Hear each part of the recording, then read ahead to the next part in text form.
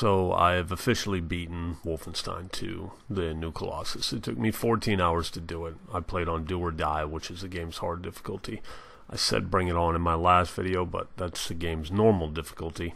I disabled auto aim right in the beginning because it was way too strong. I don't mind slight auto aim, but too much can ruin a game for me.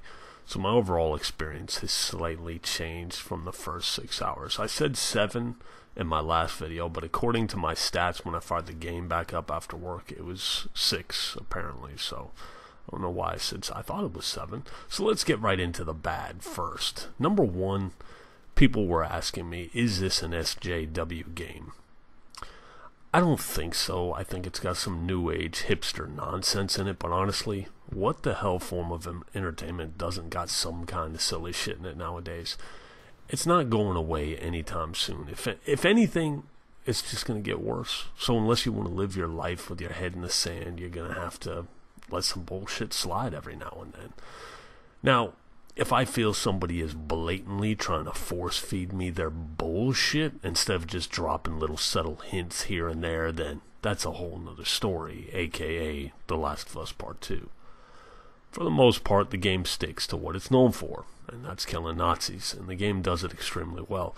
Now, the subject matter in the first half of the game was handled very, very nicely. It made me care about what was going on, and it added to the overall experience of the game.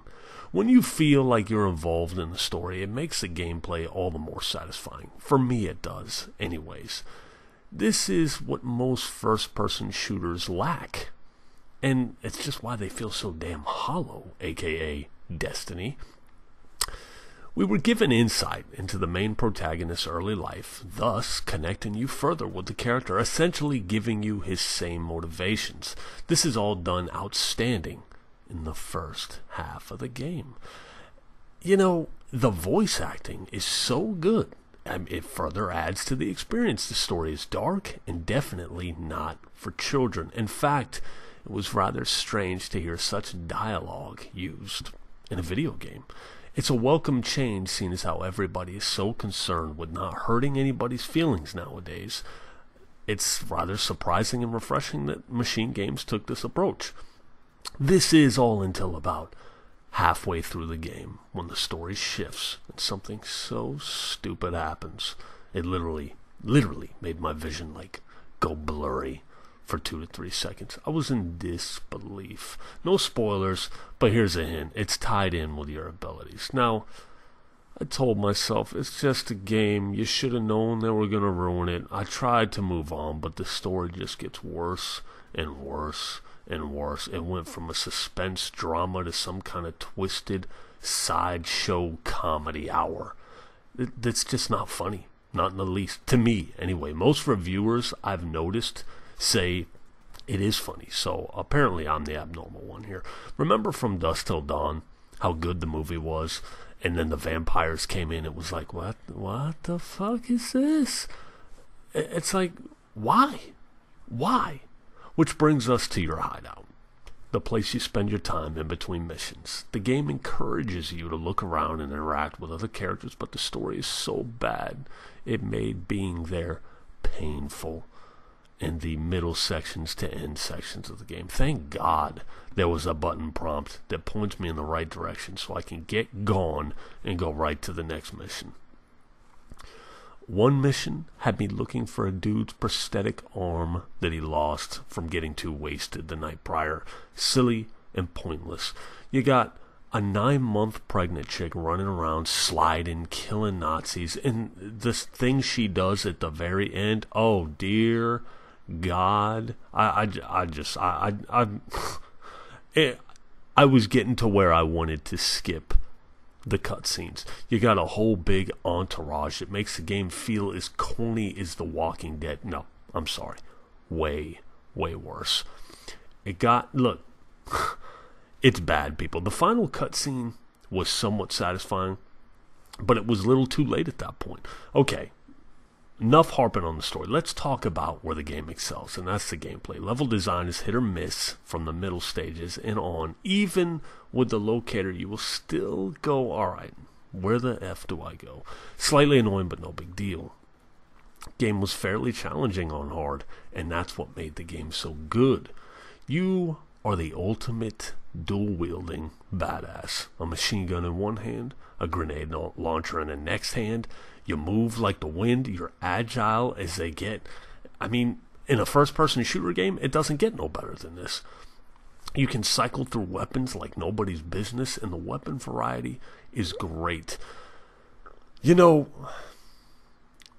it's hard to say, man. I just feel like when a game when a game is difficult because of gimped gameplay mechanics, I feel like that's a flaw with the developer. When a developer makes you as powerful as, like, say, a character like BJ, and the game can still be challenging, that's a testament to great game making, and not a lot of games do that. They will gimp your character to make the game harder, and that's just cheap, it's bullshit, and it's, in my opinion, poor development.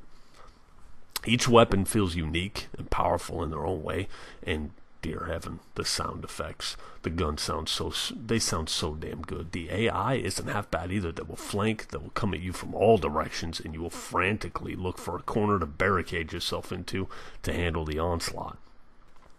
Another thing is the game lets you have moments where you can just dual wield and go nuts. You're a one-man wrecking machine, and other times you're going to have to formulate a strategy and use proper weapons for proper enemies, because the game will throw them all at you as time goes on. There are weapon upgrades that make the weapon feel substantially better, especially the scope for the machine gun with the armor-piercing rounds. Perks unlock around your playstyle, or you can track them individually and give yourself different challenges to unlock the perks accordingly.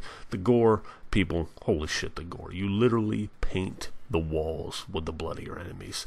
Why more games don't incorporate this level of devastation is just beyond me. I just don't understand. Chunks blow out from the back, front, arms, legs, or just come off altogether, or just turn into a pasty mess. It really, really is badass. This is by far the highlight of the game for me, and the graphics on PS4 Pro, that is, are outstanding. All in all, I don't regret the purchase, and if I had to score the game, I'd give it a solid 8, and still without a doubt my game of the year for 2017. I wish the story would have held up as good as the gameplay did, but hey, in 2017, for gaming, beggars definitely can't be choosers. Alright, I'll let you.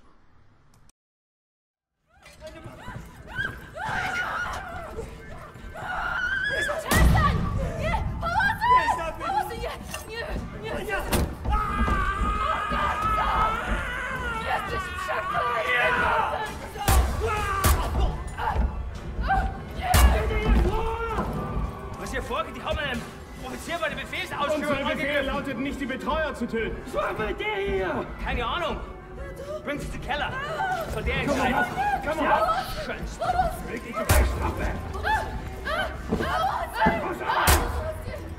Arschlöcher. Nazi scum.